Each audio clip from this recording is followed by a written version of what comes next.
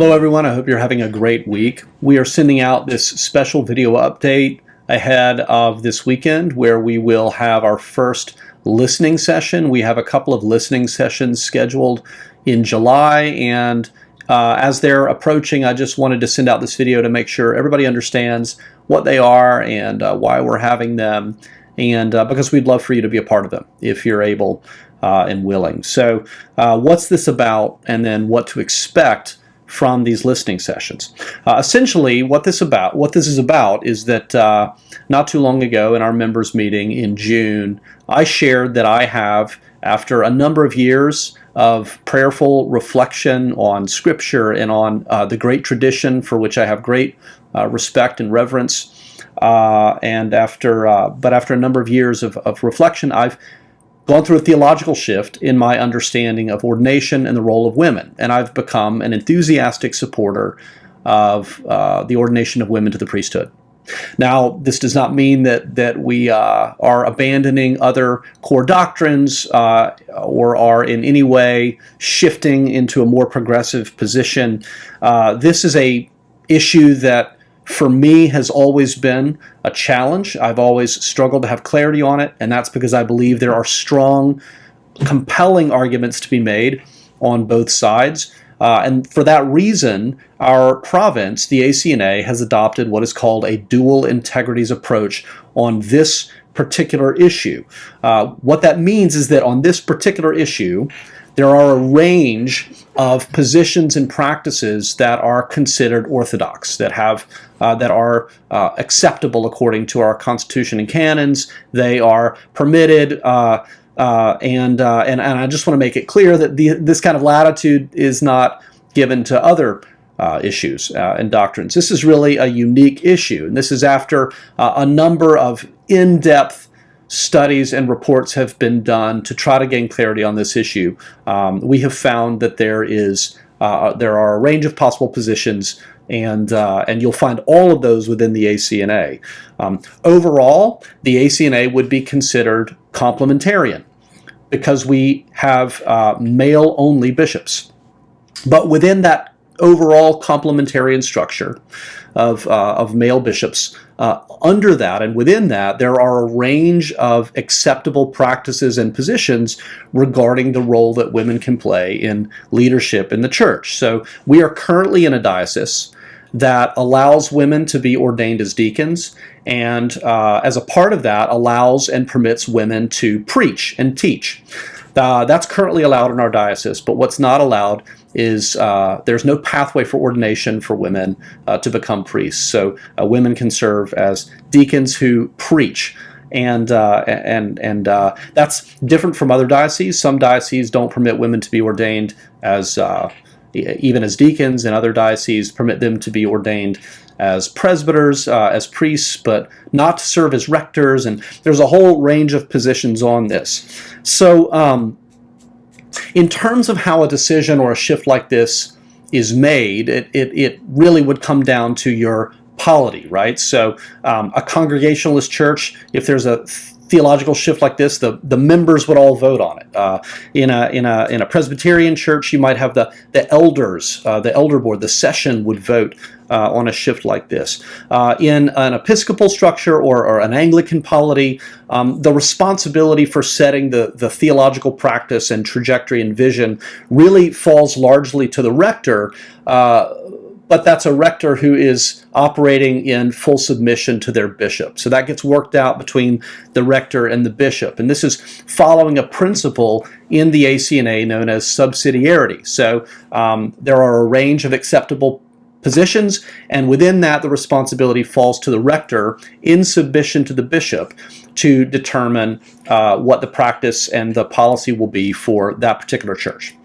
So in our case, I have made this shift. So what happens when a rector makes a shift like this? Well, I, as I said a moment ago, am in submission to my bishop.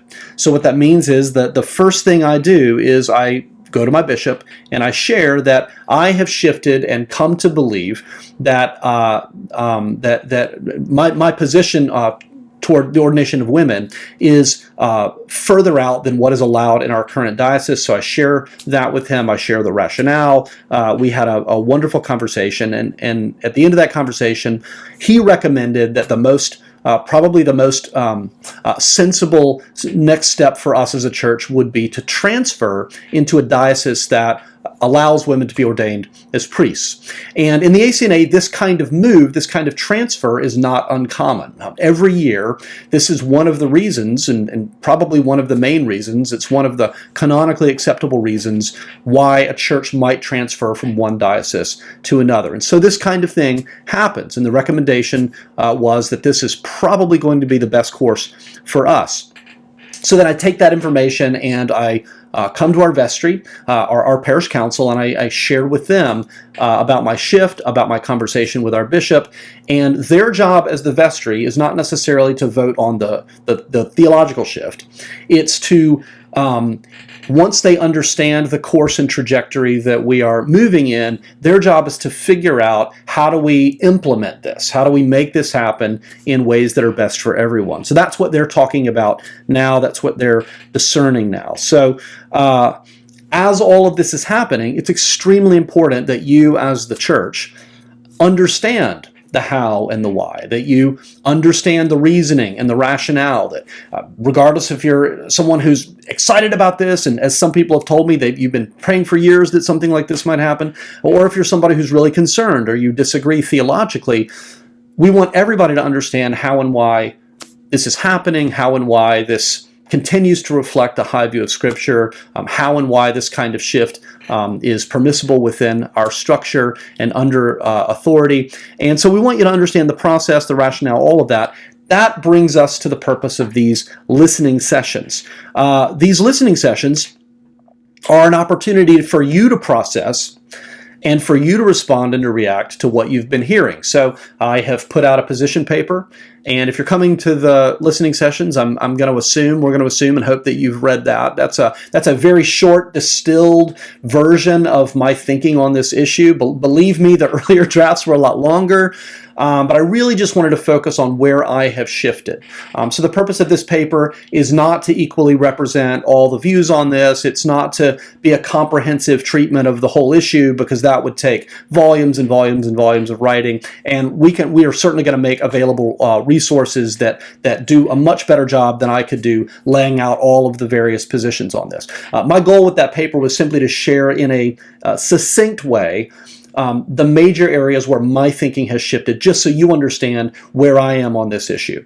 So I hope you read that paper. We're going to be doing some more comprehensive teaching on this in the early fall. But the listening sessions that are coming up, the goal of that is really for us to create an opportunity for you to come and for you to process and react and respond. Our goal is to hear you, to gather as much information as we can that will help us identify where are the gaps, where are the questions, where are the concerns. If you're excited, we want to know why. If you're concerned, we want to know why. We kind of want to use this as an opportunity to get a sense of where our people are as we go through this shift together.